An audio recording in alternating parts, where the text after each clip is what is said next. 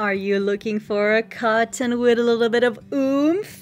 Well then friends, Cotton 84 Mercerized is the absolute answer to that. This product has all the features that make cotton great and much more. Mercerization is a treatment used to give cotton a luxurious sheen. It makes the thread stronger, it reduces the lint from the fiber, and it makes it absorb dyes much better. The result will be a cotton yarn with brighter colors that holds its shape and colors better over time and that has a beautiful shiny look to it. Friends, Cotton 84 Mercerized is a super fine yarn made out of 4 beautiful threads spun together. Each skein weighs 50 grams, that's 1.75 ounces, and the yarn length on that is 160 meters or 174 yards. This gorgeous fingering sock weight yarn comes of course with our easy start pull out tab, making it much handier to find the beginning of your skein. And if you're looking for some inspiration, well, friends, Cotton 84 Mercerized will definitely look great in lace projects. We also recommend doing dollies, dishcloths, pot holders, totes, and rugs for your house. Let's not forget that it is super suitable for any kind of garment for babies, children, and adults. Last but not least,